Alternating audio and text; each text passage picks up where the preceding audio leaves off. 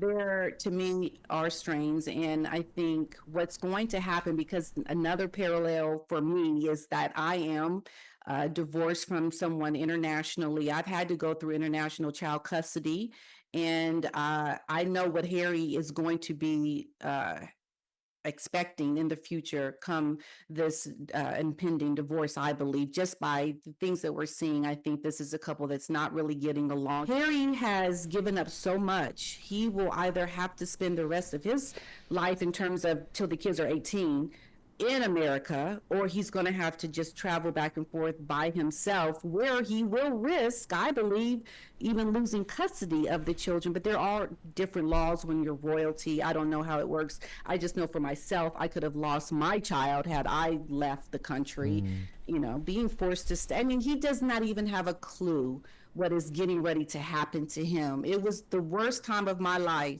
And I know what he's getting ready to go through, because when he divorces, when they end up separated or whatever, he is going to be going through a Well, lot. Pedina, let's go back to the beginning.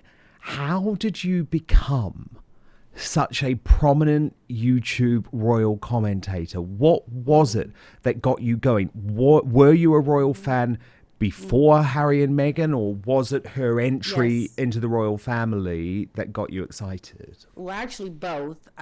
When I was 12 years old, I had a fascination with Princess Diana. She was Yeah, me too. everything to me. I Me remember too. waking up as a 12-year-old girl, watching the wedding, getting up at 5 in the morning, and I was so excited. And I followed her life. And she just had this big influence on me because she was such a good person, and I admired her. And when she passed away, I was actually living in the UK at the time, and I just kind of, fell off of the royal train and was just kind of seeing things in passing, like I believe most Americans do, not all, but a lot of them. And then when and Megan came into the family, my I like kind of, oh, this is who is she? Oh, she's a woman of color, really? You could have fooled me. She didn't look like she was, but okay. I'm looking, I'm interested. And then there are these things about her being the next Diana. I'm like, well, if she's going to be the next so-called Diana, I have to really check her out. And that's what I did. And things But just you were weren't adding open to up. her initially. You were. Absolutely, absolutely. Because I'm okay. Because things had died down, and I was just like, okay, this is a new era. Let's see what she's all about. And things just weren't adding up. I mean, I wanted to support Megan. I really did. As a woman of color, seeing someone like her marry into the royal family, that's a good thing, because you're getting diversity. You're getting someone that kind of is, like me, at least her mother.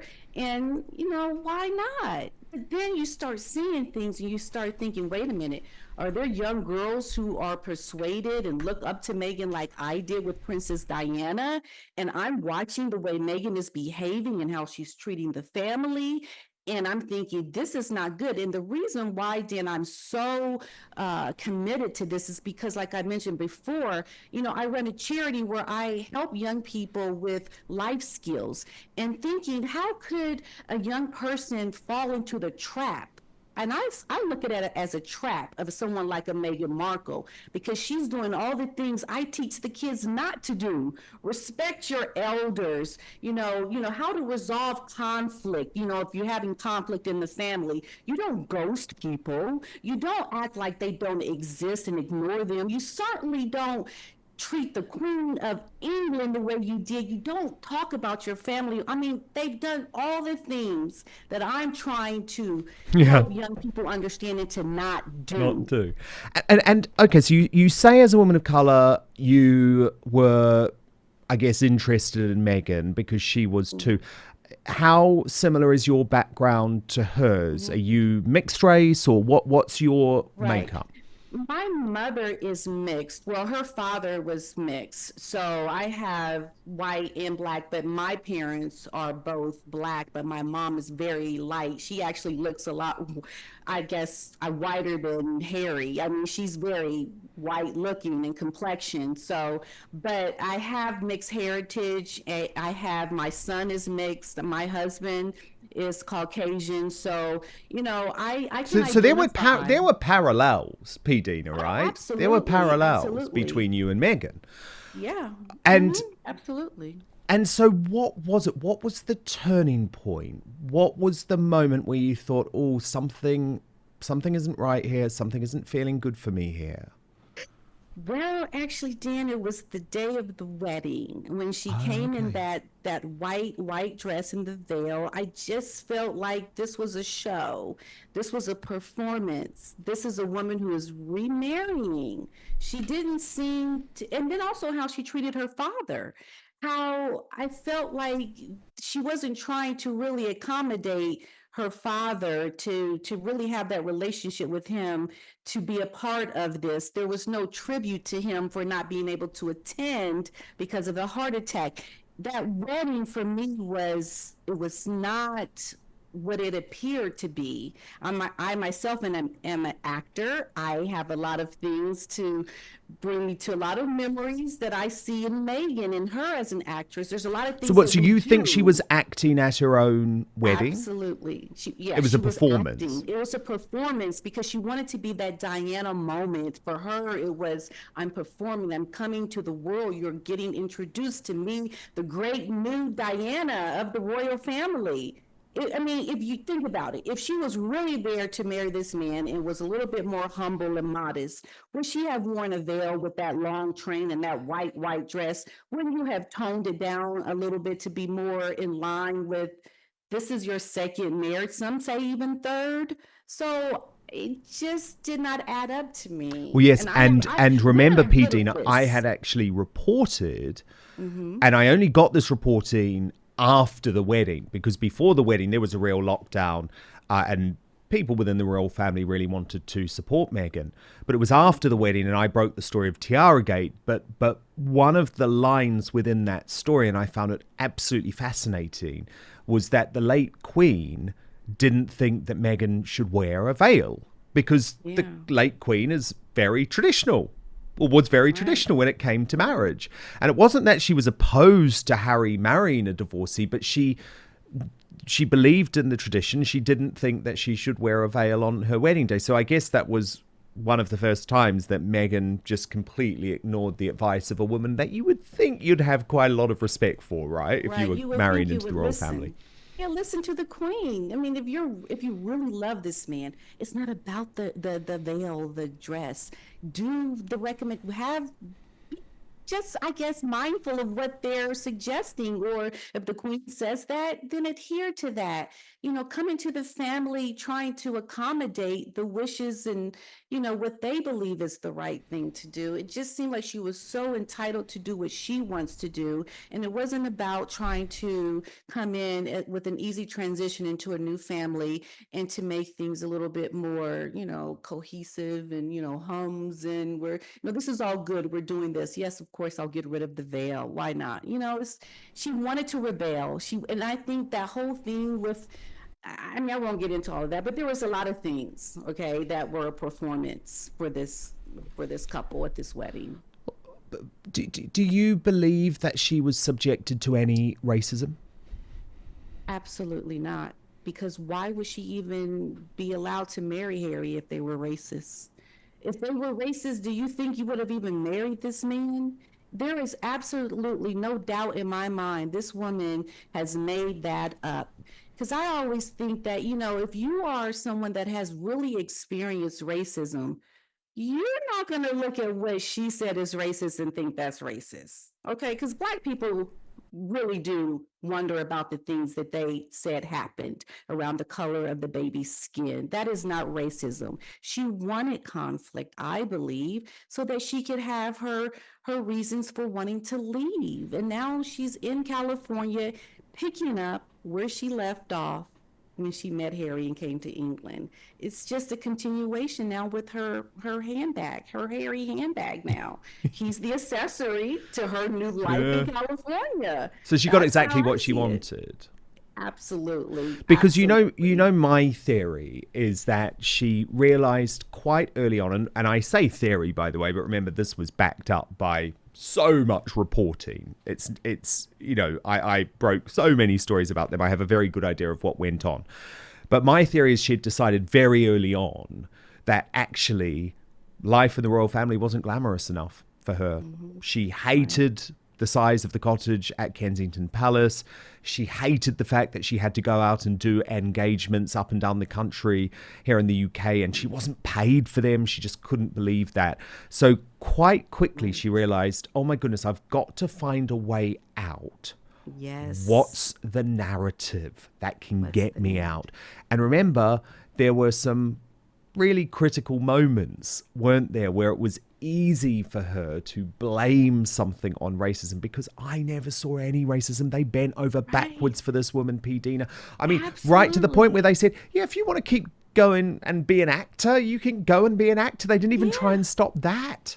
Yeah, she had the choice. A lot of things that Catherine didn't even get to do, Meghan was allowed to do. And so for all the people that say that, oh yeah, they were racist, they're not seeing these little things that add up to how Meghan was treated so much. Was given so much more, I think, grace and acceptance to leeway. Rules a little bit, so that she could ease into this. And Harry tried to warn her. He said during the interview, I tried to warn you about everything, and if she really wanted to stay, she would have toughed it out. She would have said, okay, these are some setbacks and things I don't quite like, but this is why I'm here. I knew in advance what this was going to be. And the racism was a way for her to get out and to leave and to blame everyone, because this is a woman that has never really experienced racism. She looks like a white woman, excuse me, but she described herself as Caucasian when she was going for acting jobs in Hollywood. She never thought of herself as a black woman. She even said people never really treated her like a black woman, the words of Meghan Markle. So how can you, and even to leave after just that, I mean, isn't that the reason why they left? Oh, they weren't supporting us. We left because of the negative headlines. I mean, those are so lame. I'm sorry. That's lame. Really? You're going to give up a life of royalty for that reason? That right there tells me you're faking, you're frauds, you're just perpetrating. This is nonsense. And people need to really, truly look at it to understand that they're running a game. And now this whole new sham of them starting another royal tour, going to Colombia now, I think, oh my goodness. It just never ends, like you said. It just never ends. First, I've only promised to talk to you about products on this show that are actually life-changing. This one is a little bit more personal, lots of fun, and the fellas watching are going to completely get it. And I always say, if you're a girlfriend or a wife watching, this is the best present for your husband or boyfriend, because I can assure you, men want our grooming routine to be easy, right? One and done. But the days of using the same trimmer for your face and your bits below are now over, thanks to the brilliant people at Manscaped.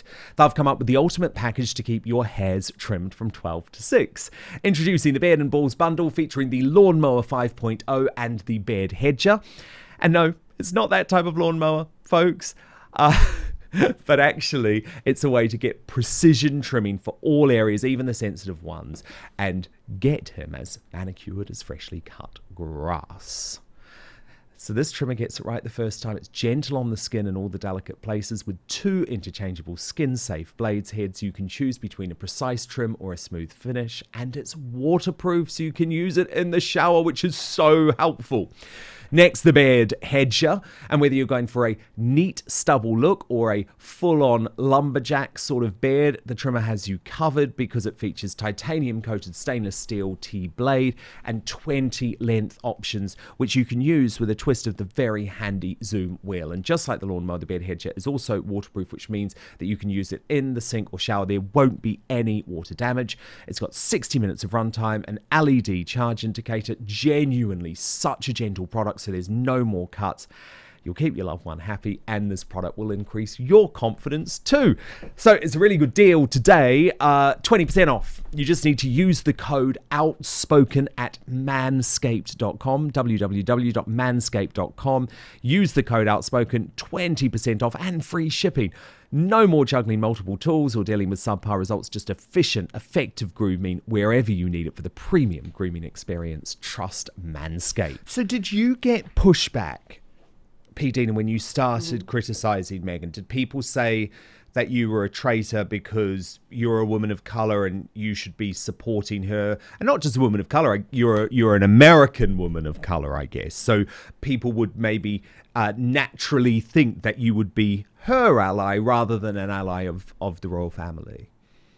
get that. And I remember a friend of mine, like, she literally hung up the phone on me. She was No so way. upset. It's like, this is trash what you're saying about Megan. And it's like, well, would you allow Megan to come into your house and to do what she's done, to the royal family, to your family? I don't care. I mean, I'm about your character, your attitude. I've built my whole foundation of my charity around your character. It's about who you are as a person that matters. And I don't care if I see a sister girl, a black woman, an American behaving poorly. It is my responsibility to call that out because that is what I do professionally around my work. And also, it's just the right thing to do. You don't judge people, based on their skin, or try to have these lame reasons for, they did this to me or whatever. You don't certainly go out and speak about it on national television. These are things to be talked about behind palace walls. There's a lot to understand when you have a person of color come into your family. Let's just say, if someone says something that was racist in the family, I would a lot of times give that person grace for understanding that, did you know that would be considered racist, just hypothetically? Because a lot of times you're dealing with people who are not really in these closed spaces with people who are of color, maybe socially. But when you have a family member that is in your family now, you could play a pivotal role in educating the family about racism and what is perceived to be racist, because you have a perspective as a person in a world other very different than a royal person. So Megan had a big responsibility to even educate and to bring a lot of understanding to people who would never have really known what it's like to have a person of color in their family. And she's failed at that. She's failed in so many ways that I just hope that people find, or that there is another role model that people can look up to, that someone that makes good choices, that is of good character, and that is not a narcissist and only is thinking about themselves. Because in this climate of life that we're living in, we need leaders who can educate and not be so divisive. We need to be brought together to calm all the strife and anger in the world. And all Meghan and Harry have seemed to do is heighten that. And this is why they should not be talking about cyberbullying, because they don't know how to tone things down to make things better and to bring education to the fore of people who may say things that are ignorant or not okay to say. That was their job, their responsibility, especially Meghan as a woman of color. She should have known better to not act the way she did. But she doesn't see herself as black. So that's why she did that. She's just selfish and narcissist, I believe, and just is thinking about herself. And then your channel starts building up a massive following. People are coming to you with information and they want your analysis about Meghan, about what's going on in terms of her row with the royal family. I think a lot of people start talking to you. And what do you think, since you became a famous YouTuber, you have learnt about Meghan and Harry that maybe the rest of the world doesn't know? I think I've learned that what people do when they are so consumed with trying to be successful, a lot of times they overlook what is really important in life. And it's really helped me to tap into how important my voice is, to really try to show how what Meghan and Harry are doing is wrong. And because in the very beginning, Dan, my channel was started not to be someone that's criticizing, or what they like to say, hate. Criticizing and hate, these are different things. But it was always about, okay, having a different perspective and learning, and how do we grow and be better and make better choices. Life is about making choices. And I saw Harry and Meghan making a lot of poor choices, especially as people of privilege, the things that they have access to. I just saw them trying to build this empire on the backs of a false narrative of racism. And I'm thinking that really hurts. Like, why are you doing this? This is detrimental. And it just moved my soul, my spirit to speak out and to talk about it because it's just so natural for me as an educator, as an actor, as a woman of color who wants to help those underserved populations be better. I wanted to speak out and show the narrative that needs to happen and to not listen to the people that have access to the platforms to go on Oprah and to go do all these other things. I can make my little voice count. And if Megan would It's a only big have voice listened now. to my channel, she could have learned a lot of things because it was always about educating Megan, telling Megan what you're doing wrong. I mean, I've had fun with her. I've poked around. I've said some things, but generally, my channel is about being clean and to learn and to just be overall a better person. She could turn it all around, but I think it's too late now. I really do think it's too late for Megan and Harry. They've kind of gone too far with a lot of things that they've done. Have you had whistleblowers providing you with insight and information about Megan? Yeah, I have. I've had people reach out to me, and I don't say certain things because I'm told not to, but it has given me a lot of insight and perspective on things that other people don't know, and it just makes what I say even more valid because there are the people that come to me and tell me some things that make a lot of sense that I'm sure will come out at some point. What is the status of their relationship at the moment? And do you believe the rumors that there are strains in the marriage? There, to me, are strains, and I think what's going to happen, because another parallel for me is that I am divorced from someone internationally. I've had to go through international child custody, and I know what Harry is going to be expecting in the future come this impending divorce. I believe just by the things that we're seeing, I think this is a couple that's not really getting along. Just in that little clip you showed, I'm going to talk about the things I saw in that clip. This is a couple that is, like I said before, no longer aligned in purpose. Let's have Harry another wants to look be at back. that clip. What we'll do, P. Dina, is we'll have another look Yeah. at the clip. So this is an interview, a brand new interview that Harry and Meghan have given together with CBS Sunday, and then we can look at the dynamics and you'll react off the back, P. Dina. So let's watch this now. And our kids are young, they're 3 and 5. They're amazing. But all you want to do as parents is protect them. And so as we can see what's happening in the online space, we know that there's a lot of work to be done there, and we're just happy to be able to be a part of Well, you change hope for that good. when your children ask for help, someone, is there to give it. If you know how to help.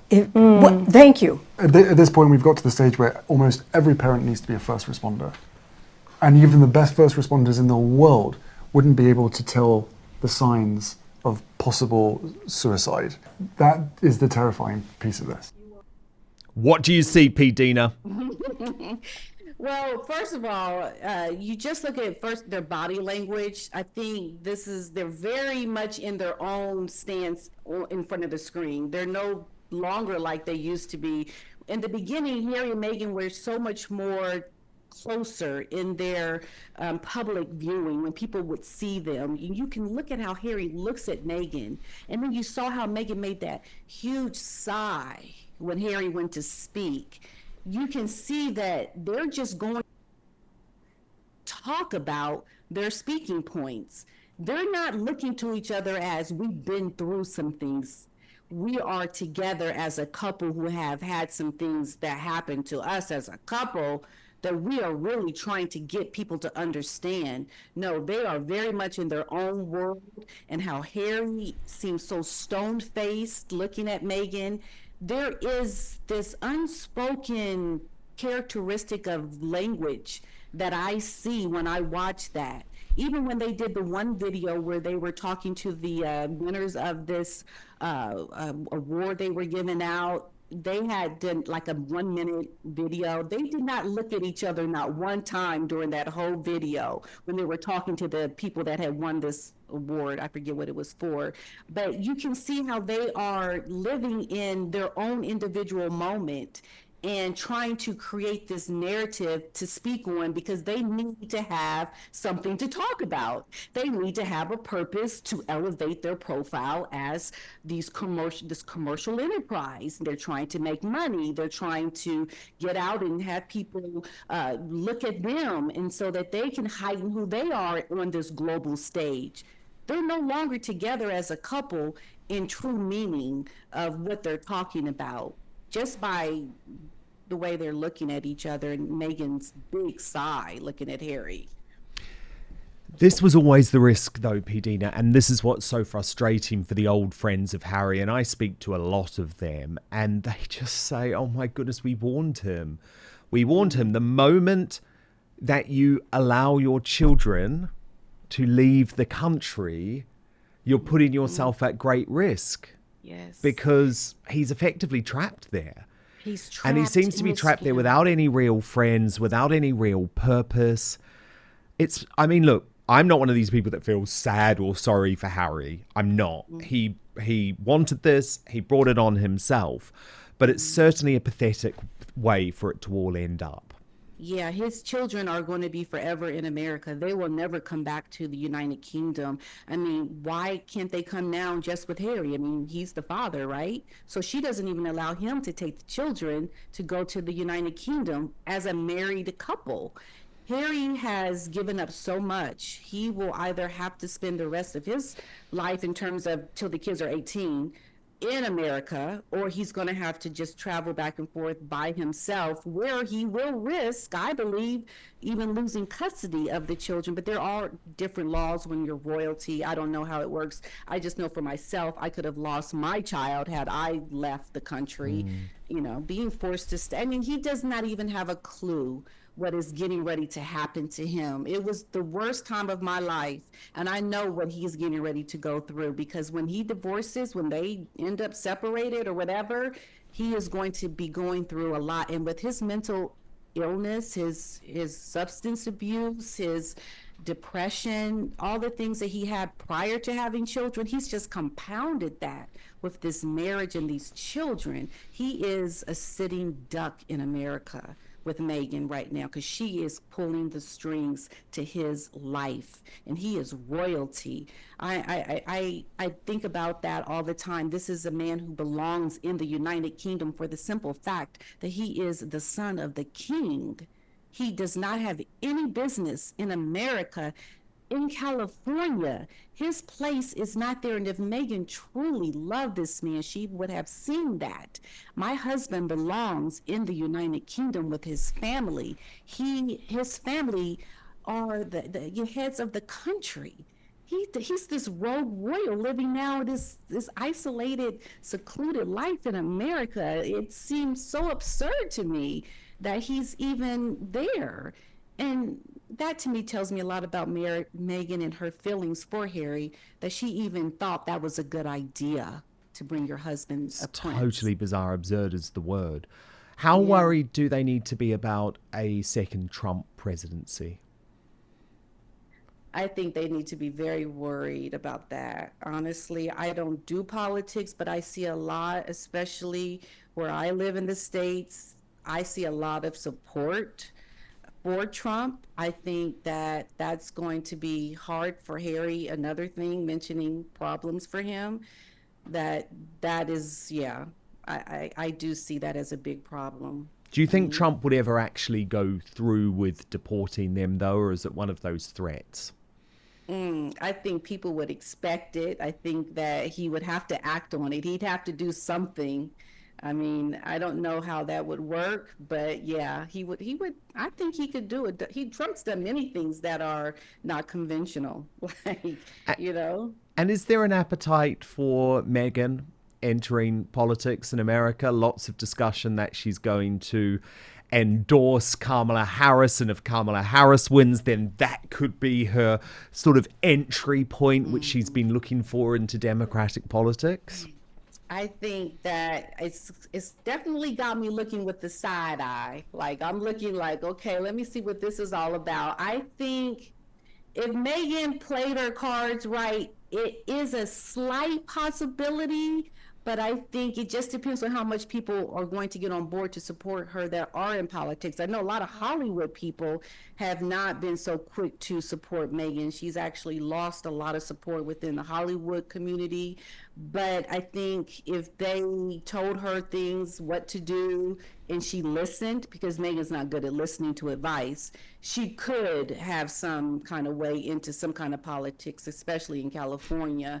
But I don't God, think that's a because she doesn't terrifying listen. thought.